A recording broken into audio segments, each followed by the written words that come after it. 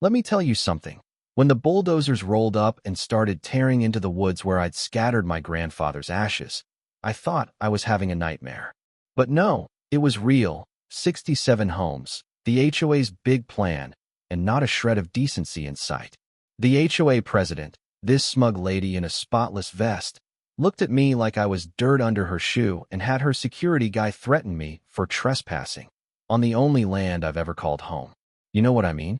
It's like your whole life boils down to a line on a map, and if the wrong person's got the pen, you're nobody. So there I am at the town meeting, standing in the back while Cheryl, yeah, she's got one of those voices that just oozes fake politeness, unfurls this giant map. My family's woods, the place I learned to track deer and taught my daughter to bait a hook, chopped into neat little lots. The whole room is applauding. I just stared at that map and said, go ahead, build it. Because while they saw a broken old man giving up, I knew something they didn't. I knew there was one old county map, the real map, and if I played it right, I'd be the legal owner of every stick and stone in their precious project. The noise, that was the first thing I noticed. Not birds, not the wind. It was steel teeth chewing earth, rumbling up through the floorboards of my grandfather's cabin.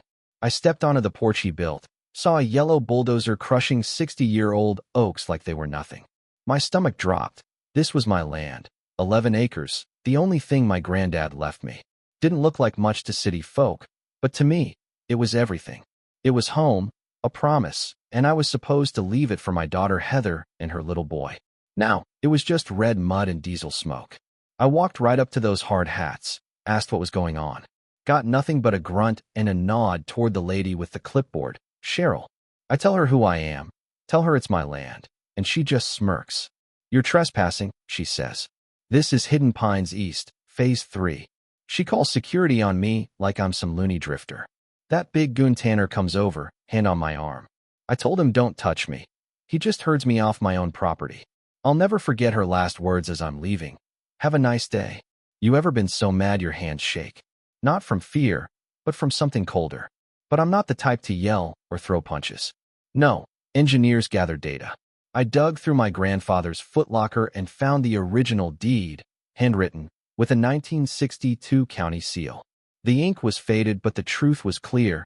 This land was never sold. No eminent domain, no court order, just my family's name. They weren't just mistaken, they were lying. Thought they could steamroll an old man because he didn't look like a threat. Well, they didn't know who they were dealing with. A week later, I put on a clean shirt and drove into the heart of Hidden Pines. It looked like Stepford, beige houses, plastic-perfect lawns, a clubhouse with fake columns.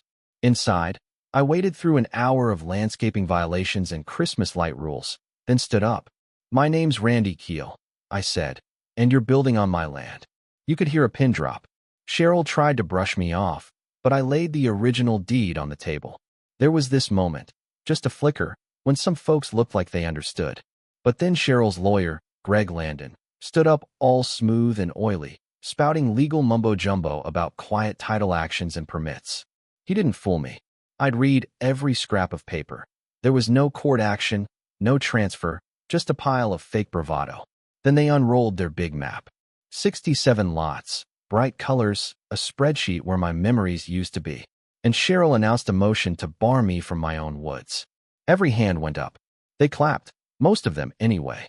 I caught the eye of an old-timer in a hard hat, and he just nodded, like he knew a raw deal when he saw one. I picked up my deed and walked out, applause echoing after me like some cruel joke. That was just the start. 2 days later, they put up a 10-foot chain-link fence topped with barbed wire. Tanner sat at the gate all day, never looking away. Letters started coming. First, an official notice barring me from the construction zone, then a $500 fine for unauthorized surveillance. Yeah, apparently looking at my own land is a crime now. Their lawyers sent me threats, cease and desist, threats of liens, injunctions, the whole kitchen sink. I just filed everything away, every letter, every bogus charge. Meanwhile, Cheryl posted smiling selfies on Facebook, hard hat spotless, bragging about her legacy. My daughter screenshotted every post. I wanted a record of every lie. But then I noticed something. The survey stakes, they kept moving, little by little, as if they could just erase my property by wishing hard enough. They put up cameras pointed straight at my cabin. I knew it was intimidation, pure and simple. Then one morning, I got a plain envelope in the mail. No return address, just Randy scrawled on it. Inside was a memo, a smoking gun. It was from the HOA's own lawyer, warning the board that my family's name was still on the title, no court had ever finalized a transfer, and recommending they pause the project. At the bottom, Cheryl had written, "Progress can't wait for paperwork. Proceed as planned." They knew. They knew the land wasn't theirs, but they decided to take it anyway, betting I'd just roll over.